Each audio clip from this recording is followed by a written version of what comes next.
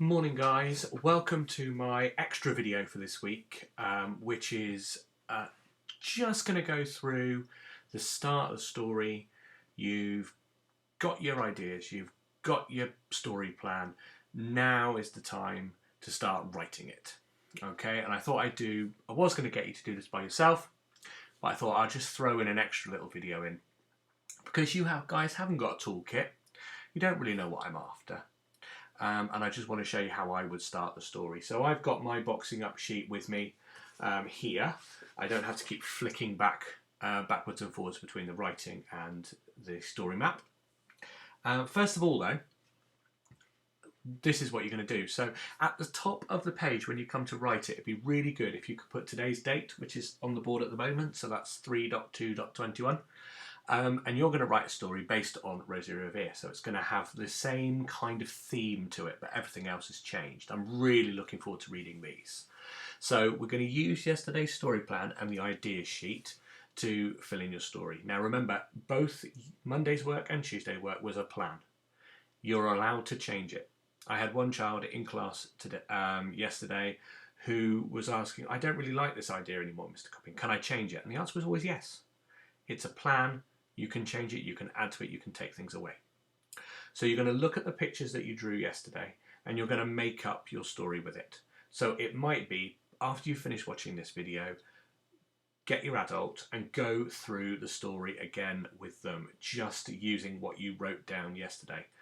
And then if anything doesn't make sense, then you can add it in or remember to change it when you come to write it. And remember to add detail and make sure you're writing in full sentences. Most of you have been really good recently at remembering your full stops and capital letters. There were very few capital letters and full stops errors in your stories from last week, so well done on that. Now remember, today and tomorrow, or however long it takes you to write it, this is your work, guys. This is not your mum and dad's work, this is your work. They can sit there and prompt you to write, but you've got to do the writing. You cannot turn around to them and say, I don't know what I've got to write next. You've got to look at your plan, you've got to write it, you've got to remember your punctuation. So, what am I looking for? So, it might be that you can pause it now and just have a little chat with your grown-up about what all the things we've had in the toolkits over the last few weeks or before Christmas. What have I been banging on about week on week that you need to include in your story? Okay, so pause the video now, have a little chat with your grown-up, and then I'll show you what's behind all my big green buttons. Go. Okay, hopefully you've got some idea of what I'm looking for. Okay, so I'm going to start with the three obvious ones. Okay, first of all, letters should be the correct way round. So B's and D's the right way round, P's and Q's the right way round. But also, letters should be the right size. So those Y's, those P's, they should go below the line. And we should have some tall letters as well. So T's, D's and H's should be taller than an A, an E or a C. Okay, I really, really want to get you to do that now, especially year twos. It's really important now that you realise that you've got to have letters that are different sizes. The second really obvious one is to remember your capital letters and full stops. Now that's not just capital letters and full stops at the beginning and end of sentences, that is names as well.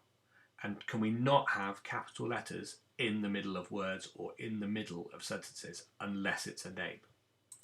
And the third one, there's not that many people now who need to remember finger spaces, but it's on here anyway. Okay, now the trickier ones. Making sure you've got adjectives to describe your characters and your setting.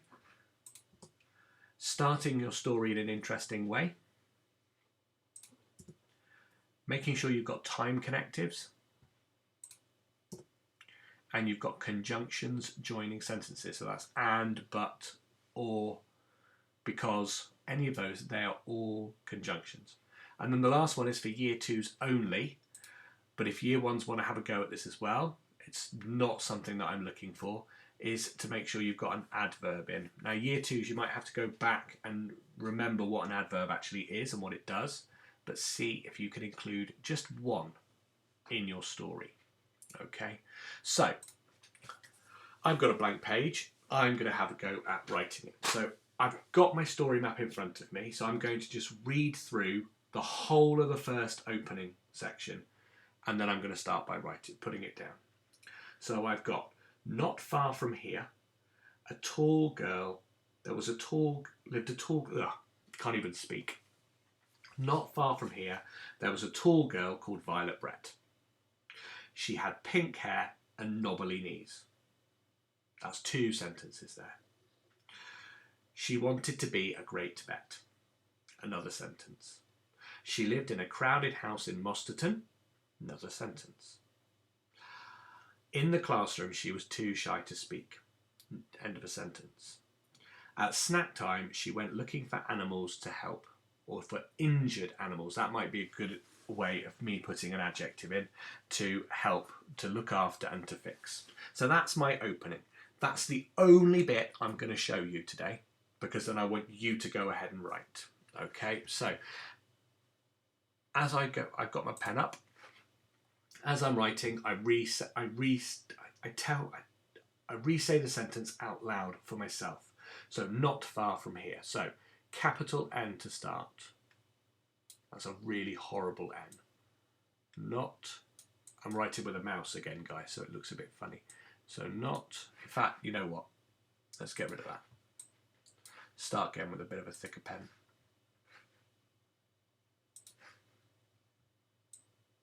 That's not even thicker. No, that's too thick. I can't work it out. That's better. So, not far. Remember to try and join your digraphs if you can. So, not far. Not that I've put that on one of my things to look for. Not far from here.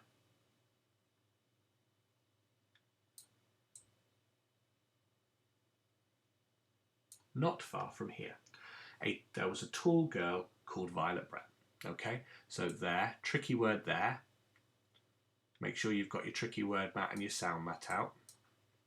There was a tall girl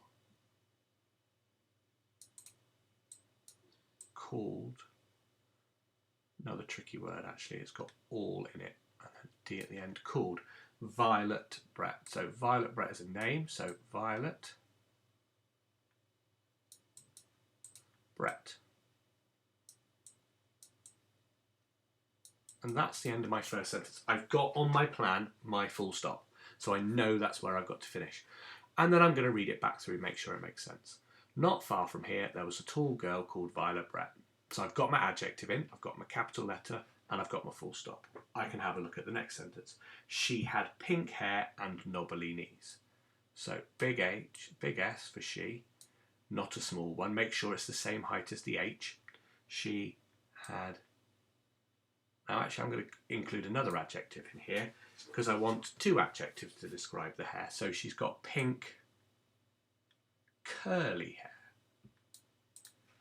Curly.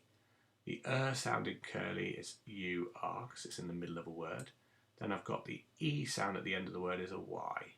So year 1s, that was the one we did last week for phonics. She had pink curly hair. Now hair is not E-R, it's the air sound. And knobbly knees. Now knobbly is a funny word because it has a silent K at the beginning. So knobbly, and then so does knees. Full stop. She wanted to be a great vet. So a new sentence, capital S again. She wanted. Wanted. We never have EID at the end of a word, do we, year 2s? She wanted to be a great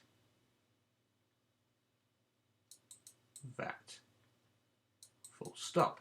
Okay, now actually I've decided she had pink hair and pink curly hair, comma between two adjectives, and knobbly knees. She wanted to be a great vet.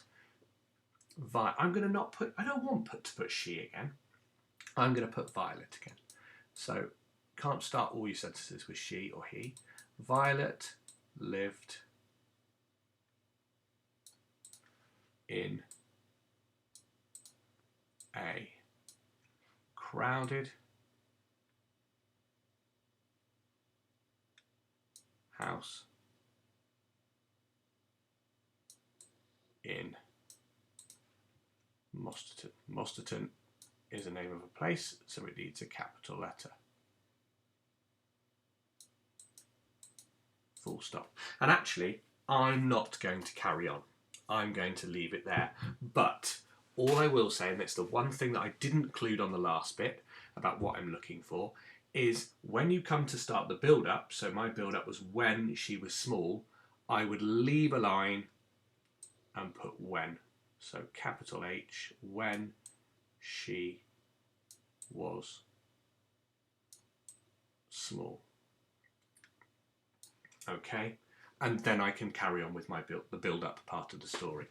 So it is really important that you remember everything, and it might be that you pause the video and you have this screen up with you to remember. It's almost like a toolkit, it's just not in your book. Okay, it's completely up to you. I want this, as I said before, I want this to be your own work. So you're the one who's got to remember your full stops and capital letters. You're the one who's got to think about the spelling. Now, if it's a really, really strange word, okay, that you might not know, like I have koala in my story, for example. Now, that word, I wouldn't mind if a mum or dad helped you spell, okay? Or something like thought. That's a really odd word.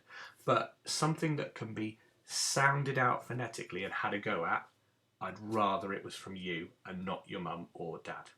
Okay, so there isn't a video tomorrow. I just want you to spend the next day or 2 days writing your story. Make sure it's the best story you can. I'm really looking forward to reading these. Okay, so off you go, guys. Good luck.